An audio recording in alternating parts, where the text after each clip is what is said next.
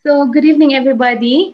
Thank you for having me tonight to talk about the industry that I really love, the Philippine agricultural sector.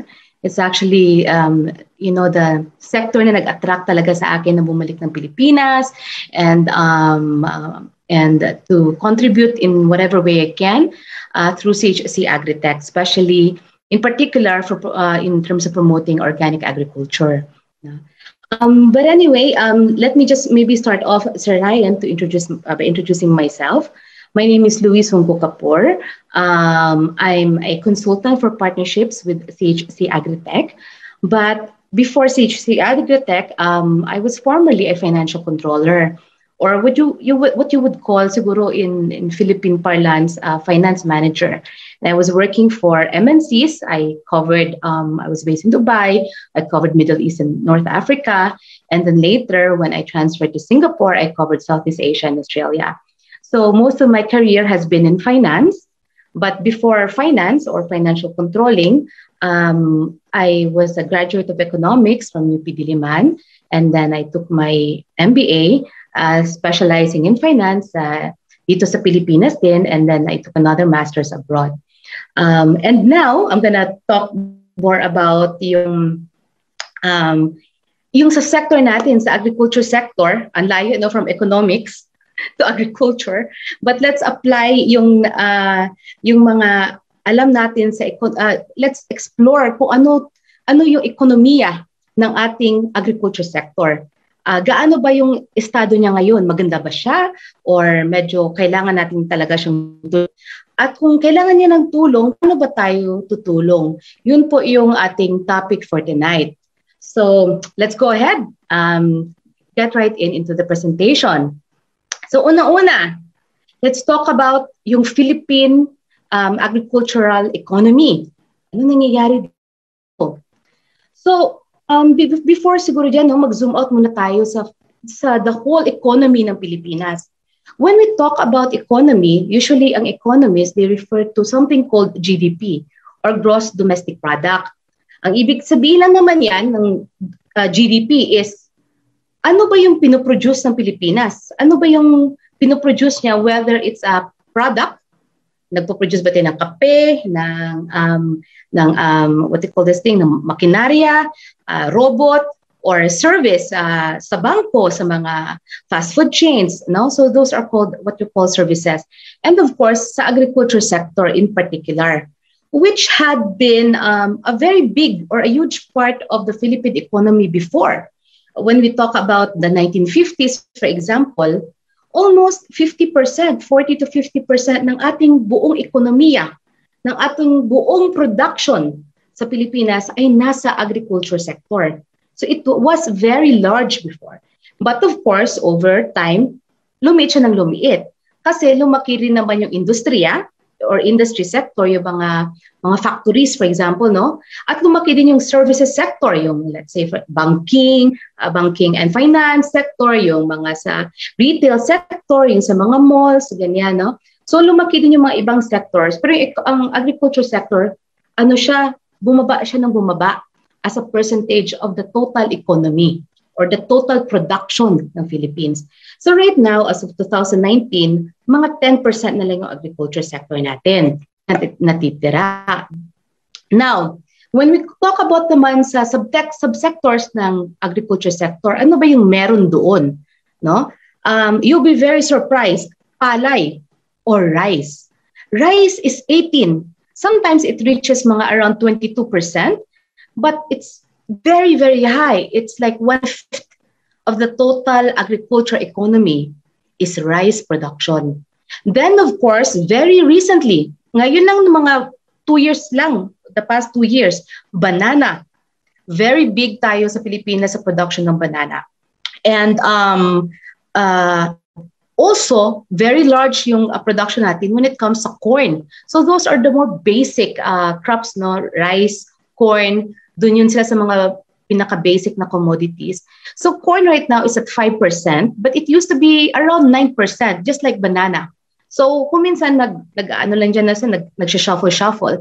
But they're the three largest crops. And then of course you have other items then like coconut, pineapple, livestock. Livestock, when you say livestock, it's basically chicken, pork, ganyan no, or ruminants. Meron din tayong fisheries at 13% no, sa aquaculture natin. Pino-point out ko lang itong mga to like palay, corn, banana, livestock, fishery, because later on sa presentation natin, especially sa CHC AGRITECH na na-side, ma-relate natin kung paano pala yung mga produkto natin makaka-contribute into improving yung performance ng mga subsectors na ito. Okay? So, let's go ahead. Now, sasabihin natin, okay, it's only 10% of the economy. Pero wait a bit. Although it is only 10% ng ating ekonomiya, when it comes to workforce, yung mga tao na nagtatrabaho at kumikita, yung yung income earners ng ating mga pamilya, no? Ang workforce distribution, ang agriculture sector napakalaki. More than double ang kanyang contribution sa workforce. Ibig sabihin, mas maraming tao pala ang nagtatrabaho directly sa pagpo-produce ng palay, pagpo-produce ng corn, pagpo-produce ng banana, at ng mga livestock at fisheries. In fact, 1 in every 4 working Filipino directly works in this sector. What is more is that kung i-combine pa natin yung ibang related na industriya, like for example, processing, of course, no? For example, kung may banana ka, hindi lang naman na binibenta mo yung banana, pinaprocess mo pa yan, ginagawa mo pa siyang banana chips, or kung minsan ginagawang banana ketchup. So may processing yan, may manufacturing yan, may trading yan, yung mga middlemen, no? Na nagtatransport ng banana from the farmers to the market. So if you include all of that combined, the agriculture sector actually becomes so much bigger.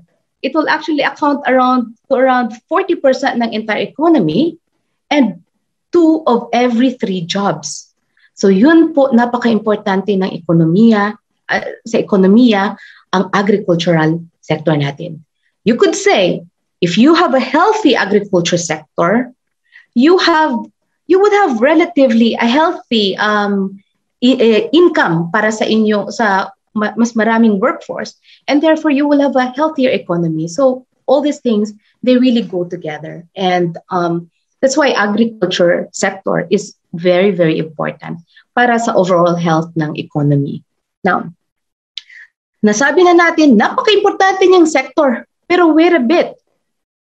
Bakit ang mga pinakamahirap ay nasa sector na ito din? Parang obvious din naman, no? Kasi nakita natin, mga 1 in every 4 working Filipinos nagtatrabaho sa sector na yan, 22 to 25% nagtatrabaho sa sector na yan. And yet, ang production nila is only 10%. So parang ang baba yata ng production nila sa ang dami-daming tao nagtatrabaho sa sector na yan. Which only means to say na, which will indirectly relate dito sa ating nakikita na yun nga, kasi siguro ang income nila ay napakamababa. No? Napakababa. Marami nga silang nagtatrabaho, pero mababa naman yung income nila. Bakit mababa yung income nila? Many reasons. One of them, which we will discuss later, is very low productivity. Although ang dami-dami nila nagtatrabaho, hindi sila ganun ka-productive. And therefore, mababa yung income nila, and then, of course, there's a lot of poverty that we are seeing. So nakikita natin, no, sa Pilipinas, ang poverty incidence or yung mga mahirap na tao is around 17%. Ngayon ng 2020, tumaas po yan hanggang 20%. Pero among farmers, sa mga farmers and fisher folks, mas mataas ang poverty incidence. Mas maraming mahihirap doon sa mga farmers. Pagkikita natin, 31.6, 26%. Ang mas mataas pa yung yung mas marami pang mahihirap doon sa mga farmers and fisher folks natin. Isa din natin nakikita ngayon, no, although napakalaking parte ng ating ekonomiya, ang agriculture sector, siguro iisipin natin, sobrang laki niya ng parte ng ating ekonomiya, dapat safe na tayo, secure na tayo sa ating pagkain. And yet, no. Marami tayo sa Pilipinas, marami tayong food security and even safety concerns. Like, naalala natin for the past years and even until now, meron tayong problema sa rice. Sabi natin 18% ng production, 20% ng production ng Pilipinas nasa rice. And yet, nag-i-import pa rin tayo. In fact, Pilipinas and China, kasi syempre malaking-malaki sila, they're the biggest importers ng rice globally. Paano nangyari yun na ang laki-laki na nga ng ekonomiya natin na devote sa rice? Kulang pa rin, di ba? Tapos, ngayon naman may African swine fever, ASF, kaya bumaba yung production ng baboy. Kaya kung minsan sa sobrang bababa dito sa Pilipinas, kailangan pa rin natin mag-import. Nakakatawa rin na yung Pilipinas, we have the 6th largest na coastline. Out of 190 countries sa buong mundo, 190 countries, ang Pilipinas ranks number 6 in terms of coastline length. Yung haba ng coastline ng Pilipinas. And yet, tayo, nagkakaproblema pa tayo sa ating aquaculture products. Nakukulangan tayo. At some point, we had to import galunggong, no? A very basic na commodity among Filipinos, no? We had to import galunggong at natakot pa tayo kasi binalita na may formalin daw ang galunggong, ba? And now, very recently also, meron namang problema daw sa mga cheap imports ng carrots. Meron ding cheap imports ng onions. And these are quite basic na food commodities among Filipinos. And yet, kulang na kulang. Kulang na kulang. One of the major then, nakikita among sa mga economists, among sa mga nag-study ng agriculture sector is really yung productivity gap. Kasi malaki na nga yung dinidevote natin sa agriculture sector. Maraming tao na nagtatrabaho doon. Malaki din yung contribution niya sa ekonomiya. Pero naghihirap tayo, kulang pa rin tayo ng kulang pa rin yung production natin. Ano ba yung problema? And really, the key there is yung productivity, no? Kasi kahit 100 or 1 million man kayo nagtatrabaho diyan, kung hindi naman kayo productive, mababa pa rin talaga ang magiging production at mababa din yung magiging income ng mga tao na nagpro-produce. So, here is like a map, no? Ikumpara natin sa ibang bansa kasi that's how we will see kung are we slow or are we fast, no? Kung i-compare natin yung sarili natin among our neighbors, which are also quite heavily agricultural dependent, or not dependent, but they have also very large agricultural sectors and they have quite similar na mga geographies and climatic conditions sa atin. So, dito in a study from 1980 to 2020, 40 years yan na study, yung agricultural sector ng Pilipinas ay nag-increase lang ng 2 times. So, kung dati, nagpo-produce tayo ng 100 million, ngayon, ng 1980, nagpo-produce tayo ng 100 million worth of products. Ngayon, ang ating agricultural sector nagpo-produce lang ng 200 million times 2. Ikumpara natin sa iba't ibang bansa. Ang Malaysia, 2.3, ang Indonesia, 3.4, ang Thailand, 2.5, ang Vietnam, 3.9. So, laging pa rin tayo. By the way, it looks like yung mga numbers na yan, maliliit, 2, 2.3, wala namang masyadong diferensya. But actually, kung mo yan into billions of pesos, malaking diferensya yan. And then of course, iisipin nyo kung ilang tao lang ba sa Malaysia ang nagtatrabaho sa agriculture sector. Ilang tao ba sa Thailand ang nagtatrabaho sa agriculture sector? Mas maliit ang workforce nila na nagtatrabaho sa sectors na yan kaysa naman sa Pilipinas, mas malaki. So, slow growth talaga yung ating agri-sector. Nakita din natin habang slow yung growth natin sa productivity, ang atin namang fertilizer application, yung mga ginagamit natin, yung ginagastusan natin sa ating mga inputs, fertilizer, pesticide, yan, ang mamahal ng mga yan, no? Nag-increase sila ng sangkatutak, no? From 1961 to 2005 in that particular study, for example, that's another 40-year study, nag-increase yung fertilizer application natin ng 1,000%. Aba, ilang folds yan ng pag-increase. And yet, ang ating production sa rice, nag-increase lang ng 200 at yung sa corn, nag-increase lang ng 280%. So, hindi nga nag-times 3 sa corn, no? And yung sa rice, nag-times 2 lang. Nag-times 2 lang sa rice and yung sa corn, times 3 plus sa rice and yung sa corn, times 4, hindi na umabot. Now, i-compare naman natin sa ating trading, no? Kasi syempre, kung nag-produce tayo, gusto sana natin ibenta din sa ibang bansa, right? Because that's how we can earn more money, right? If we produce, we sell, we earn money. Yun lang naman yung dyan. Export is what we sell to others. Import is what we buy, ang binibili natin from ibang bansa. And yung balance, ang balance dyan is the export minus import. So kung bumibili tayo, mas marami yung binibili natin kesa sa binibenta natin, obviously, mag-negative balance tayo, no? Katulad din sa income ng isang tao, pag yung ating sahod, yung mga pinamimili natin ay mas mataas pa sa sinasahod sa atin, then of course mangungutang tayo. At yan, unfortunately, ang nangyayari sa Pilipinas. So kung titingnan mo dyan, among the different countries sa Asia, ang Pilipinas lang ang may negative na balance.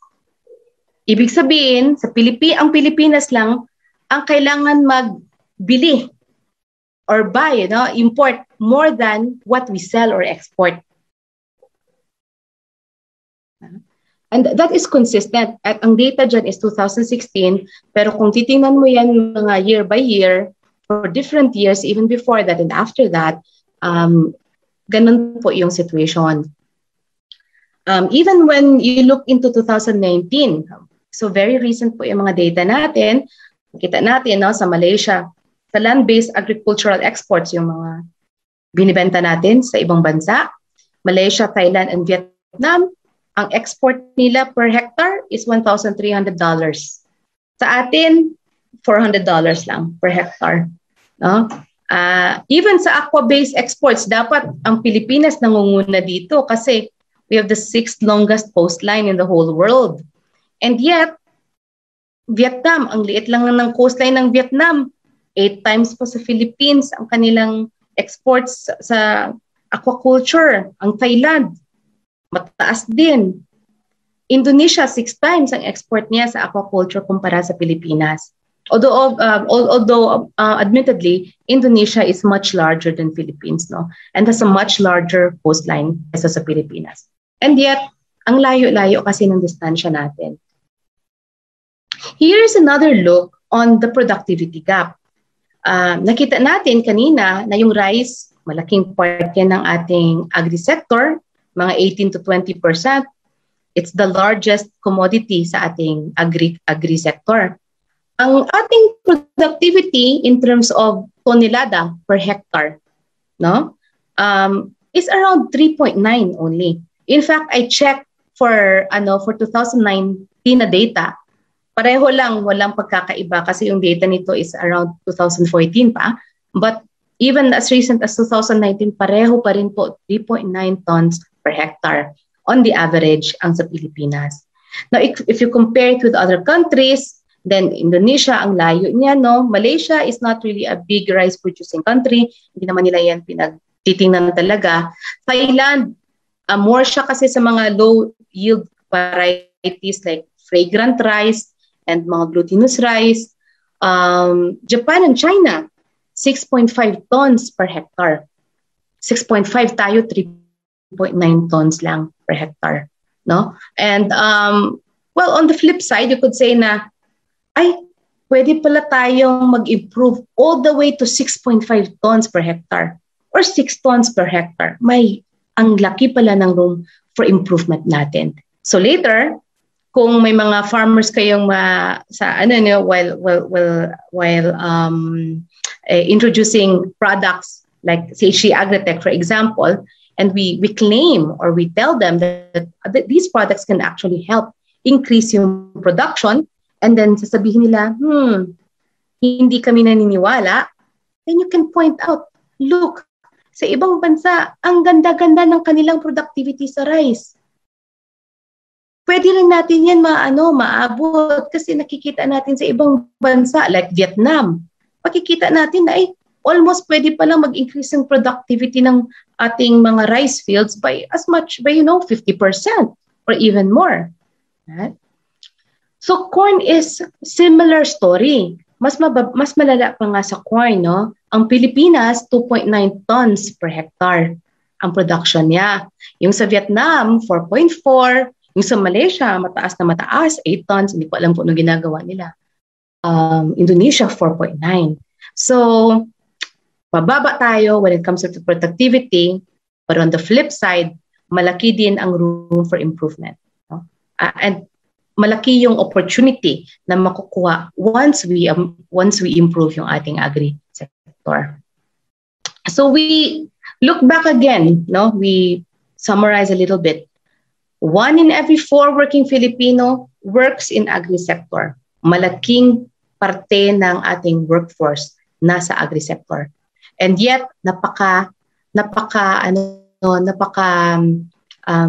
high ang poverty among farmers, right? Sila yung pinakamahirap. And one of the biggest reasons dyan is low productivity. Paano natin sila matutulungan in terms of increasing yung kanilang productivity as well as actually sa kanilang cost. No? Kasi part din yan you must understand 50 to 70% ng cost ng isang farmer ay nasa inputs like fertilizer, or feeds or pesticides. And 85% ng kanilang fertilizers binibili from stores, no? And these are all 85% of that is imported, no?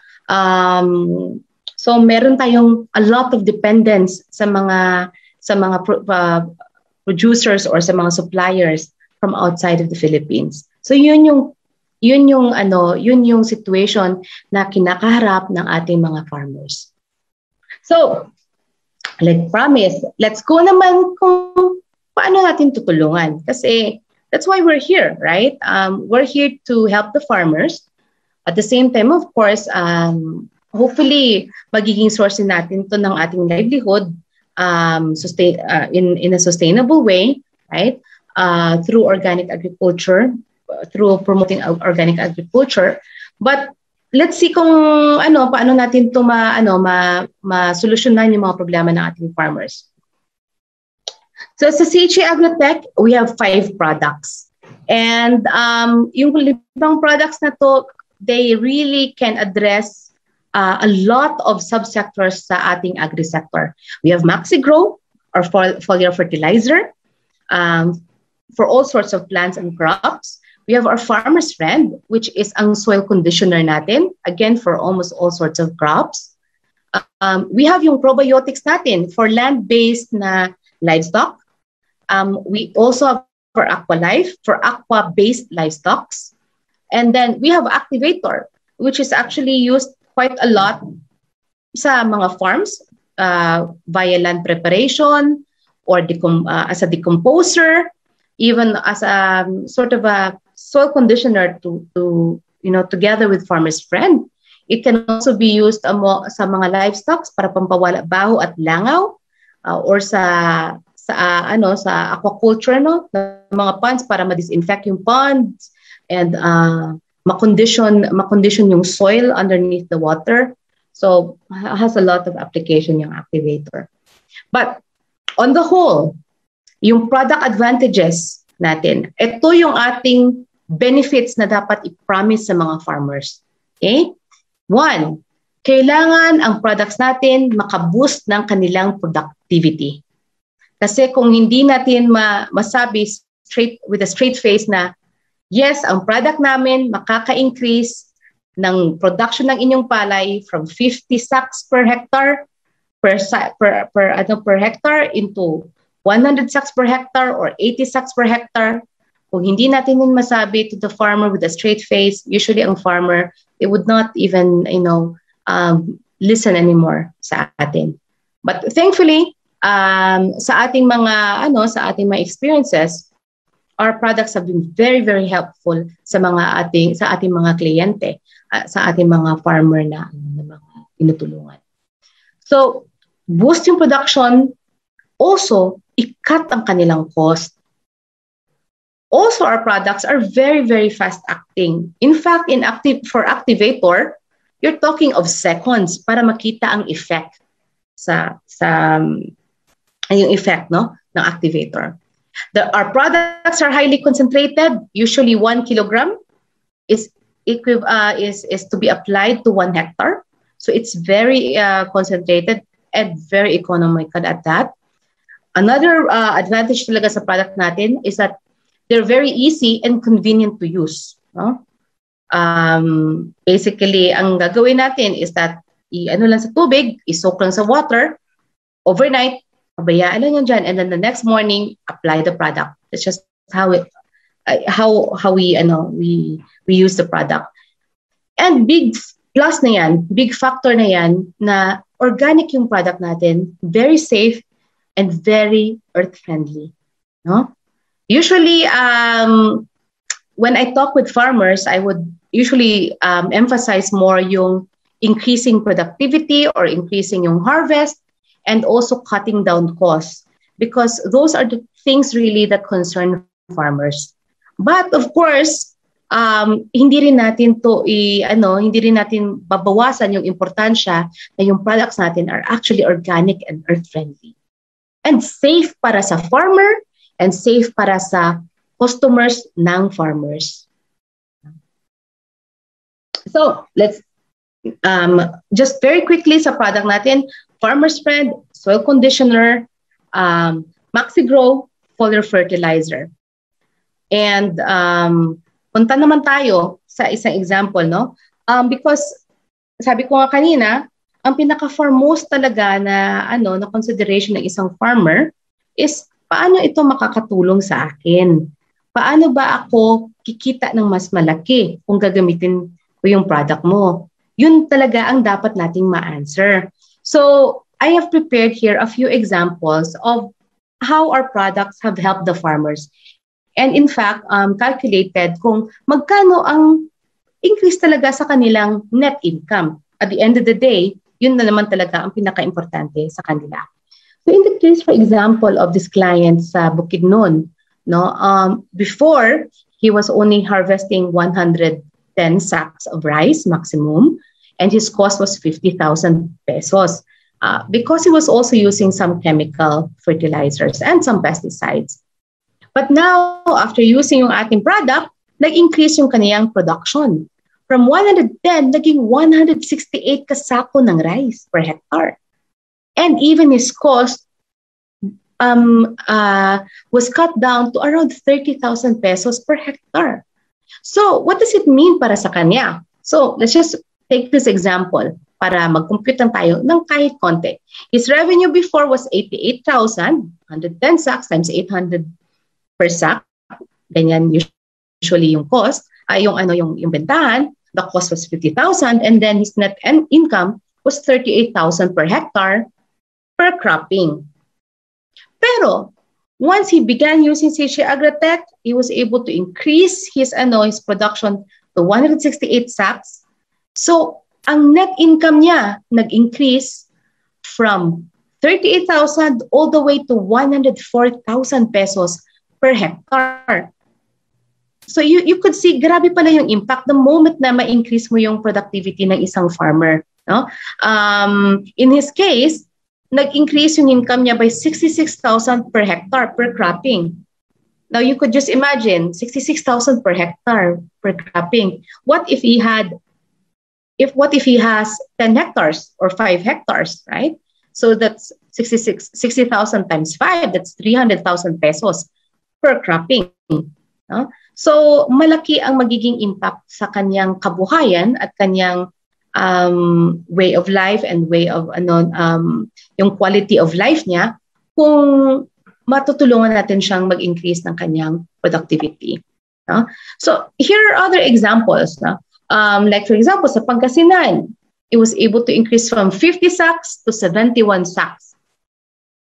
In this case, ang kanyang income from 15,000 to 34,000 at to 32,000. Hindi ko na in-adjust yung cost, assuming same cost lang, no? So 32,000. Sa case naman sa Visayas, from 90 sacks to 120 sacks, that means to say, ang farmer natin nag-increase yung kanyang income from 22,000 to 46,000. Malaki ba yung yung impact? Of course, very, very big. In a case of corn, for example, the farmer increases production from 90 sacks to 120 sacks. That means to say na yung kanyang income increased from 27,000 to 52,000, no? Per hectare. We also talked kanina, so we were talking about rice and corn as examples natin because those are the biggest biggest na or the most significant na production ng Philippine agricultural sector. We also talked kanina na banana is a very, very big part of the agricultural sector. In fact, right now, it's only second to rice. No? Pero one of the biggest problems sa itong sector na ito is the fusarium wilt or yung Panama disease. And I think ang ganda-ganda ng ginagawa ng taga Mindanao natin na team kasi marami silang successful cases where they were able to really treat yung fusarium wilt na problem. You can imagine, magkano ba ang mag-treat ng fusarium wilt kung hindi CHC AGRITECH ang ginagamit na product?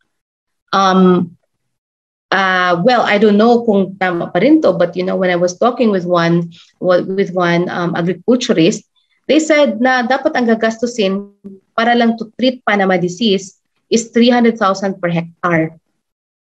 That's a lot of cost. Paano kung ma-cut down mo yung cost na yan from 300K to maybe around 100K or 50K using CHC AGRITECH. And then you're not, hindi pa natin kinocompute dyan yung loss of production kung matatamaan ng fusarium wilt or Panama disease ang banana plantation. The good thing about the success case that we have in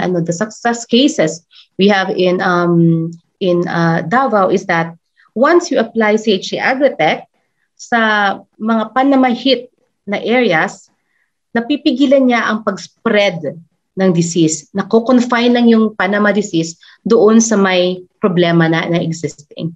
And because of that, yung sa area surrounding, hindi talaga healthy talaga and hindi nagsasuffer ng loss of production. Now let's go to probiotics, which is an additive, good bacteria or good microorganisms na additive na ginagamit natin binibigay natin para sa mga alagang hayop, layers, broilers, or even sa mga hogs and sa mga ruminants. Right?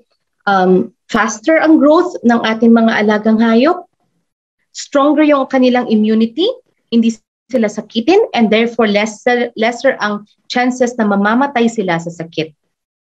Also, yung probiotics natin would eliminate yung mga parasites and even combat yung mga diseases na existing na sa ating mga hayop. Now, when it comes sa mga egg layers naman, it tends to increase yung egg laying capacity. Apart from that, mas maganda yung meat quality and of course, with all these things na advantages and benefits na binibigyan ng ating probiotics, nalilesen yung gastusin natin sa mga feeds kasi mas madali silang lumaki at mas efficient ang pagkain nila ang pag-digest nila ng pagkain mas lesser ang gastusin natin sa feeds, and then ang medicine cost natin kasi hindi na sila sakitin at hindi na rin sila madaling namamatay. So in this case, for example, sa Oroquieta City, it's a hog na I think they must have like 50 or 100 sow level na capacity. So it's not extremely big, pero it's a medium, you could say a medium size na hog farm. So anyway, ang kanilang nakita doon is that at 3 months, usually yung kanilang mga baboy nag-weigh na ng 70 to 80 kilograms. But with probiotics, nag-weigh na po siya ng 90 to 97, almost 100 kilograms. And that's really great para sa kanila kasi, that's a difference of 10, 10 to 20 kilos na tawag doon per baboy. Hindi na rin sila nagva-vaccinate at hindi na rin nawala na yung sakit ng kanilang baboy, yung fungal infection at yung diarrhea. But anyway, at the end of the day, i-compute natin kung magkano yung kanilang kinita or yung increase sa kanilang income. So, sa kanilang 3-month-old na mga baboy, dati kung nabibenta nila ito ng 13.5K, 1,000 pesos per hog, 3-month-old hog. Ngayon, it's 16,500 pesos per hog. So that's 3,000 pesos per hog. You can imagine yung impact sa farmer na ito, di ba? 3,000 pesos per baboy, and how many baboy ang binibenta niya? Sa broiler chicken naman, no? In this case, we were able to decrease yung mortality rate from 8 to 9%. Now, we brought it down to 3 to 4%, 3 or 4% only. That means to say, kasi 85,000 heads ito ng chicks, they were able to save around 3,400 heads ng chickens per cycle. Kasi naiwasan natin yung mortality. 3,400 heads at mga around 110 pesos or even just, let's just say 100 pesos per head na bentahan ng live chicken, you're talking about 300,000 pesos in added revenue para sa itong livestock or sa broiler operator na ito. That's a lot of money. Ito rin naman sa layering chicken. Dati, 7 egg trays lang siya per day. Now, umakyat siya ng 15 egg trays per day. How much will it translate in terms of income? That's 1,200 pesos per day of additional revenue or additional income para sa kanya. Aqualife naman is our water conditioner for aquaculture. Siyempre, yung isda, naninirahan siya sa tubig. And if yung tubig na yan is very dirty, it's toxic, it's not, it has low oxygen levels na, hindi na siya maganda na tirahan para sa mga isda, maraming isda na mamamatay. And that's why in the aquaculture sector, mataas talaga ang mortality rate ng mga fish stocks, right? But if we introduce Aqualife, we could help a lot in terms of reducing yung mortality or yung pagkakamatay ng mga isda kasi pinapaganda natin or kinukondisyon natin ang quality ng tubig. And then on top of that, may probiotic na element din tong ating Aqualife eh. So mas mabilis tumubo or lumaki yung ating mga isda. Mas mabilis, no? And of course, kung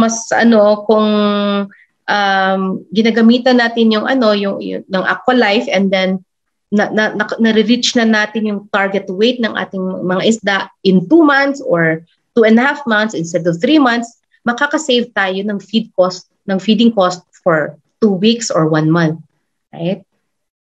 So malaki din po yung cost saving in terms of feeds by using Aqualife. So in this case, for example, sa Binmali, Pangasinan, dati 2 isda, dati 3 isda para sa 1 kilo.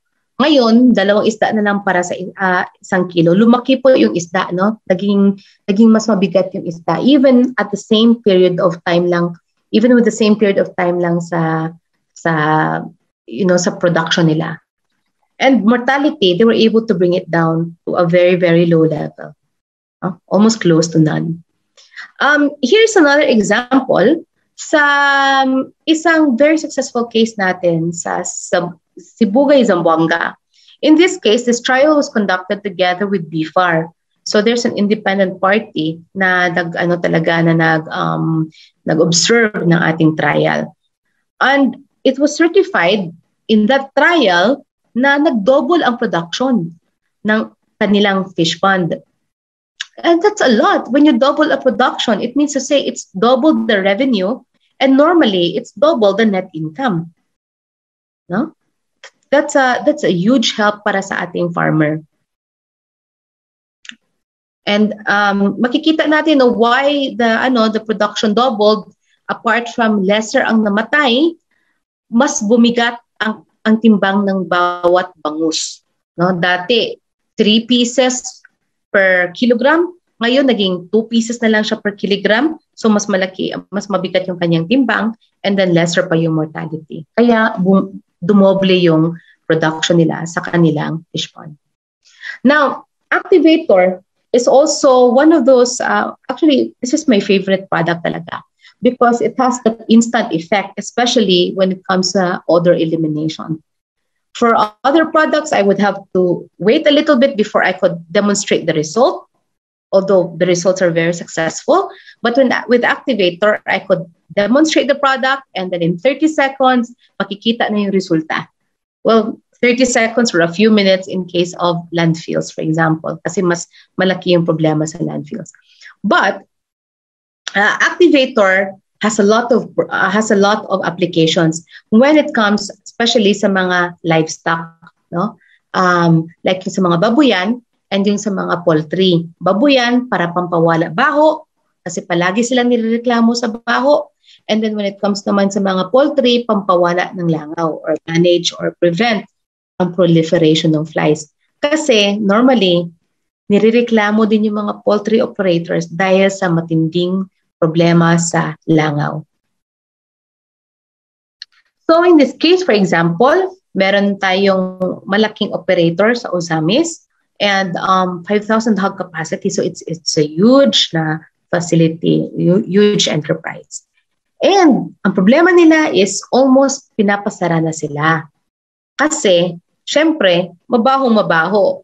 And you could see, no, ang BOD, which is what you call this thing, which is a measurement of yung pollution. Kasi BOD is a measurement of pollution, 4,000.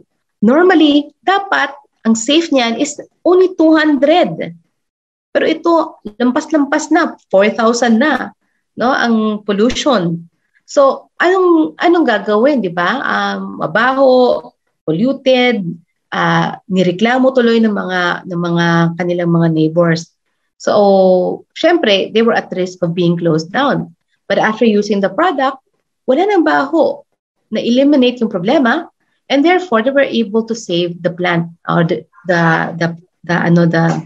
yung nila facility.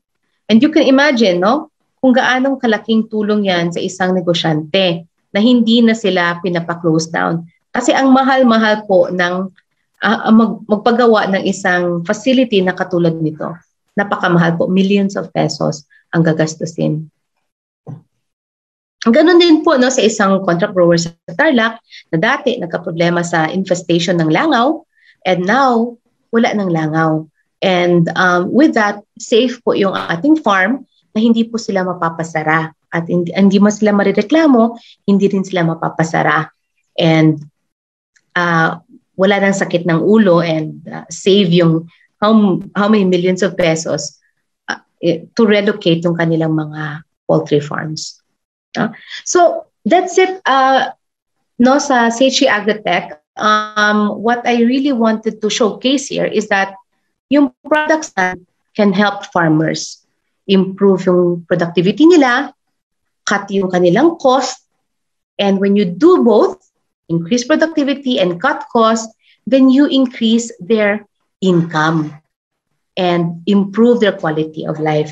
Sana po matulungan natin sila kasi nakita po natin na ang agriculture sector natin ay kailangan talagang tulungan, no? Napaka kumpara sa iba, and marami tayong for improvement.